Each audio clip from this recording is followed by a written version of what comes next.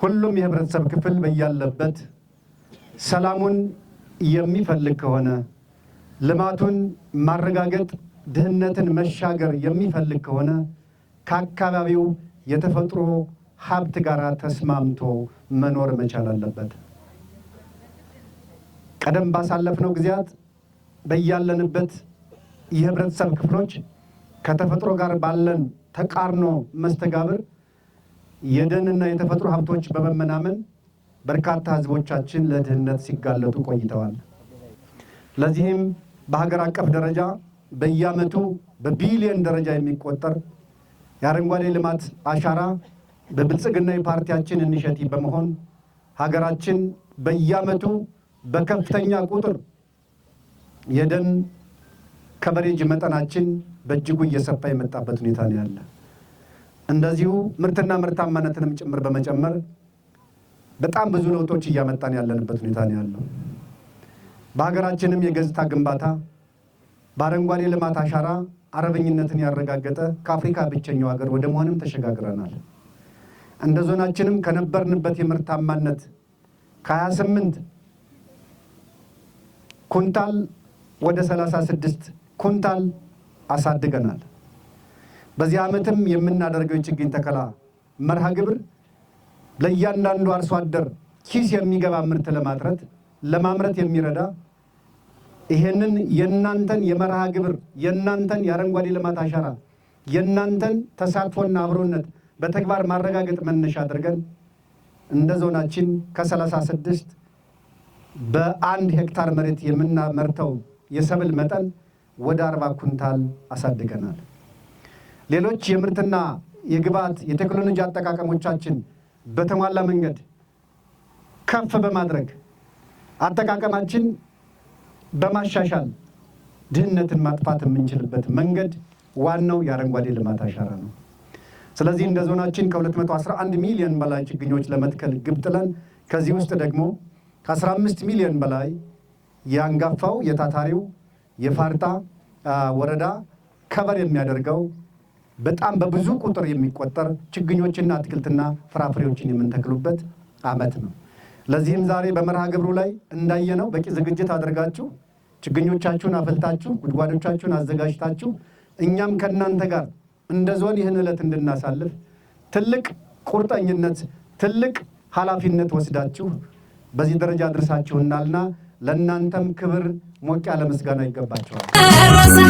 መሬት መናዳው ነው ነፋስ የስንቱን ኃይል ባባስ በካይታ ችግር ሐዘን ከኛ ይራቅ ራምቶ የነጠቅናትን መልሰን ሰውና ምድር ይታረቁ አበቦች በመስኩ ደምቀው ይታዩበት በለምለም መስክ ላይ። ስሜ ይርጋ ጌትነት እባላለሁ። የፋርጣ ወረዳ አስተዳዳሪ ነኝ። እንግዲህ ዛሬ በወረዳችን በአጠቃላይ የአረንጓዴ አሻራ መርሃ ግብር የማስጀመሪያ ፕሮግራም ይካሄዳል። በዚህ ፕሮግራም ላይ እንግዲህ የቀበሌ ነዋሪዎችና የተፋሰስ ነዋሪዎች የሚገኙበት ሁኔታ ነው ያለው። እንግዲህ በአጠቃላይ በወረዳችን አመቱ መጀመሪያ አንስተን በወረዳችን በሚገኙ 5 የችግኝ ጣቢያዎች የችግኝ ማፍላት ስራ ሲካሄድ ነው የቆየው። ከዛ በተጨማሪም ደግሞ የችግኝ መትከያ ቦታዎች ሲከናወን ነው ልየታ ሲከናወን ነው የቆየ። በዘንድሮ ዓመት በልዩ ሁኔታ በወረዳችን የሚፈሉ የችግኝ አይነቶች ኢኮኖሚያዊ ጠቀሜታ እንዲሰጡ በማድረግ በኩልና ለእንስሳት የመኖ አቅርቦት ሊያገለግል የሚችል ከዚህ በተጨማሪም ደግሞ ለውሃና አቀበው ስራ ሊያገለግሉ የሚችሉ ችግኞችን በማፍላት በዘንድሮ ዓመት 18.5 ሚሊዮን በላይ ችግኞችን አፍልተናል። ለዚህም የሚሆን ቦታ አዘጋጅተናል። ከዚህ ጋር ተያይዞም ደግሞ 15 ሚሊዮን በላይ ጉድጓድ አዘጋጅተን የተከላ ስራውን እያስኬድን ነው የምንገኘው። እንግዲህ ችግኞችን ከመትከል ባሻገር ኢኮኖሚያዊ ጠቀሜታ እንዲሰጡ ከዛም ባሻገር ደግሞ የአየር ንብረት ለውጥን ላይ አስተዋጽኦ እንዲያደርጉ ህብረተሰቡ ግንዛቤው ከፍ ባለ ሁኔታ እንዲከባከብ የመጽደቅ ምጣኔያቸውን ከፍ እንዲያደርግ የመግባባት ስራ የሰራንበት ሁኔታ አለ። ይህም በመሆኑ አሁን ላይ የወረዳችን አጠቃላይ የችግኝ ወይም ደግሞ የደን ሽፋን ከ11% ወደ 19.5% ያደገበት ሁኔታ አለ።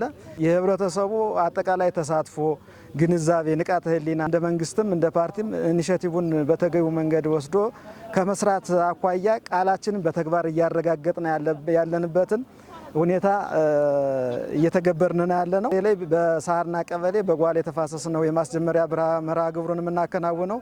በዚህ መርሃ ግብር ላይ በርካታ የህብረተሰብ ክፍሎች ተገኝተው ፕሮግራሙን ያካሂዳሉ ማለት ነው። አመሰግናለሁ።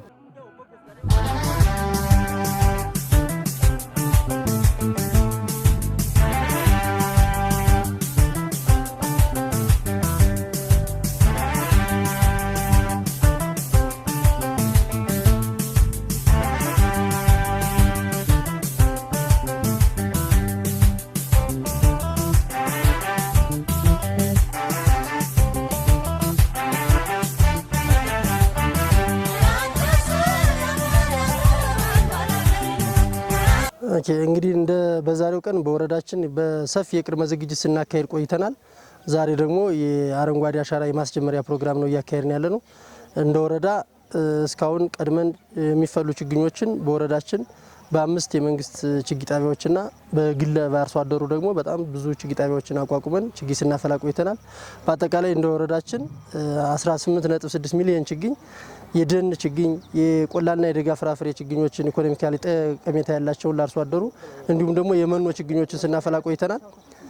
ለዚህም የሚሆን ከ15.9 ሚሊዮን ጉድጓድ አዘጋጅተናል።